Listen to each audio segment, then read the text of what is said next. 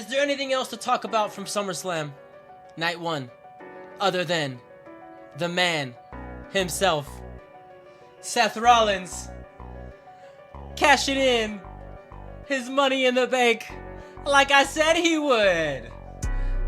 I mean, if this didn't happen, I think SummerSlam would have been just a letdown, to be honest. But ladies and gentlemen, we got another crazy Seth Rollins Money in the Bank cash in. I mean, not only did he cash in, but it was the way he did it, everyone. It was the coming out. Everyone thought, the Michael Cole sold it as he's just playing mind games. Ladies and gentlemen, he was not only playing mind games with CM Punk, but with all of us, because the way he turned around, limped off, and I was like, for half a second, I was like, okay, no way, he's not really gonna cash in. He's just letting Punk know, like, I have this and I will cash in on you at any point. But no, it was the way that Paul Heyman stopped, the camera zoomed in on Seth Rollins, and the way he just dropped the crutches. Drop the crutches. Cinema, as the kids say. Yes, ladies and gentlemen, SummerSlam Night 1 was capped off by Seth Rollins cashing in his Money in the Bank on CM Punk after he wins the World Heavyweight title from Gunther. And man, was that a hard-hitting match. What is up, everybody? My name is Clumsy Uno, and I'm here to break down my thoughts on SummerSlam Night 1, Saturday. Now, let's try to backtrack after the craziness that I'm still trying to gather myself from. Now, they started the night off with Cardi B coming out, giving us our famous intro to our big PLEs that Triple H and Stephanie McMahon usually get, but I think they wanted to switch it up, and it wasn't as good, but we got Cardi B saying what's up to SummerSlam. So, less of a host, more like coming out and say what's up to us. But anyway, first match was Roman Reigns and his cousin Jey Uso against the Brawns, Bronson Reed and Braun Breaker. And as a tag match, I thought this was pretty solid. They told a little story at the end with Roman actually being selfless for once. But after a couple minutes, they bring back the yeeting in the middle of a SummerSlam match. They get the top rope and they yeet again, you know what I'm saying? But that ends up getting Roman beat up and a bunch of other spots. And now it really hyped up the hot tag to get Roman in. But Roman hits this crazy spot where he just dives over the top rope and almost misses both the Brawns, but he ended up grabbing Braun by the neck and looked like he was giving him like a neck breaker or something, you know? But yeah, that was crazy. But the biggest takeaway from this match was that Roman made a selfless move. And you don't see that typically from Roman. But I was expecting the Brawns to win here. I thought they could really use the win more than Uso and Reigns did, but hey, I guess we'll see where this goes. Now, next match was a tag team match for the women's tag titles. Charlotte Flair and Alexa Bliss versus Roxanne Perez and Raquel Rodriguez. And let me tell you, this match was actually way better than I thought it was. I'm not used to Charlotte getting cheered. They played the same similar story with this match, was that Charlotte was being a little selfless, and instead of taking that attack that Alexa obviously threw as an accident, she didn't take it too personal, and she ended up defending her, and now she's the tag champ.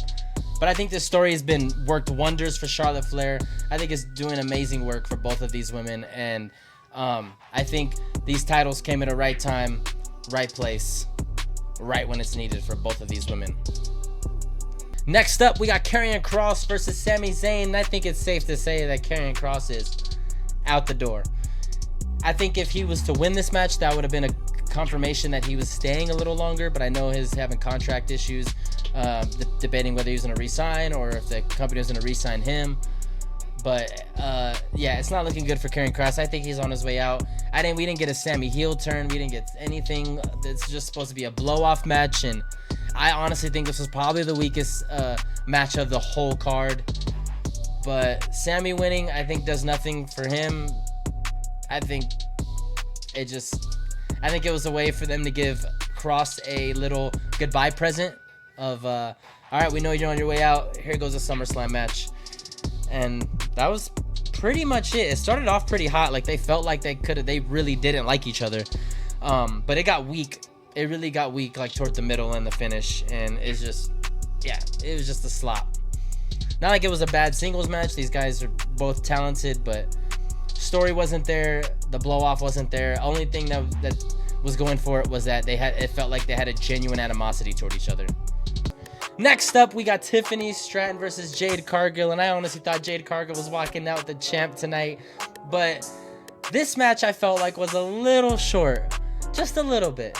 Now, I'm not gonna lie, did they take advantage of the time that they were given? I think so, but this match could have used a little more time. I felt like Jade being in the ring with more experienced people really gets her through some of the matches that she goes through. So her in the match with Tiffany, who's not as experienced as some other people, I was really excited to see how they would mesh, how they would go, and it honestly went pretty well.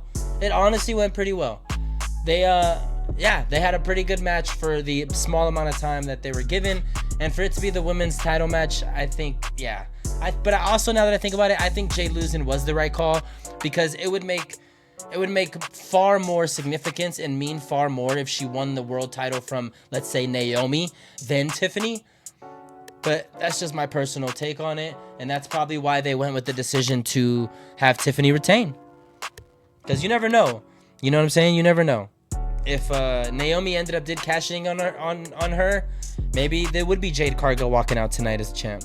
But that's not what happened. But short but sweet. Next up, we got the celebrity tag match, Jelly Roll and Randy Orton versus Drew McIntyre and Logan Paul. And let me tell you, this as a wrestling match, not anything crazy to talk about. But was it a spot fest and was it entertaining?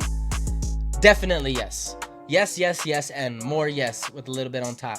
You know what I'm saying? Jelly Roll's never been in a match before, so to see him in there, I wanted to see how he did. And all he had to do was just go in there, look strong, look big, take a couple hits. But let me tell you, this spot right here, the one in the image, Logan Paul going off of that, clinking those prime bottles and going off of that top rope, top turnbuckle all the way to the announce table, putting Jelly Roll through it of all people. Amazing. Now people are going to talk about, oh, Jelly Roll didn't do this, Jelly Roll didn't do that. That's not why we were here. We were not here to watch Jelly Roll become a pro wrestler, okay? We came here to be entertained. Let's just keep it simple. We came here to be entertained, and that's what happened. They came out here to entertain us, and that's what they did. So shout out to them. Shout out to Jelly Roll for putting in the work. Shout out to this match. I think overall it was all pretty good. Like I said, was it a crazy wrestling match? No, but that's not why we came. Jelly tagged himself pretty early and had a pretty alright showing for what it was. Like I said, I had my bar really low. But Drew got in and whooped him. But Logan putting Jelly through that table was the moment of the match, 100%. But it was entertaining, very entertaining. And last up, we get to the main event, CM Punk versus Gunther for the World Heavyweight Championship. And let me tell you, this match was a banger. These two are two of the very best to go at it in that ring, and they put it down. Story was there. The grit was there. They were hitting each other hard. They were going intense. This felt like a world title match. And Gunther coming up, bleeding, and finally seeing that like gods can bleed type thing, like that was great. That was just a good added touch. Him getting in the ring and not knowing what to do when he's seeing his own blood, that amazing storytelling. But overall, with the match itself, without getting too ahead of ourselves, I think this was a great match. This was definitely a world title match. It had the feel, it had the intensity, it had the hard hits, top to bottom. I think without the cash in, it was a 10 out of 10 already. But then again, after this great build and great pacing match that we got with two of the very best going toe for toe, we have the man himself cashing in his money in the bank on CM Punk, because Seth Rollins promised that Punk would not be a world champion as long as Seth Rollins stands. And so far, Seth Rollins has fooled the world. He's fooled me. He's fooled you. He's fooled your baby cousin. He's fooled your dog, your hamster, your fish, everybody. Cause this man, the way, like I said in the beginning of the video, the way he dropped the crutches on the burn it down, doom, and he turns around with this little cackle, unbuckles the knee brace, runs down, grabs that suitcase from Paul Heyman, and he says he makes, dude, let me tell you, that was just absolute, and as the kids say, I'm probably gonna use a word that they use, cinema. So night one, without that cash in, I think SummerSlam would have been down here, but that cash in automatically just boosted it up here, automatically. All right. Because other than that, I think there was no really matches to really get excited for, no really high stakes, not a lot on the line. Other than the Charlotte, Flair, and Alexa Bliss win, there wasn't really a lot of surprises. That Logan Paul spot putting Jelly Roll to the table was prime, and Roman going over the top rope to dive onto the bronze was a good added touch. But overall, let me know what y'all thought of SummerSlam. Did y'all like it? Did y'all hate it? Night 2 coming up tomorrow. My name is Comes You Know. Give me a like, comment, subscribe. Peace.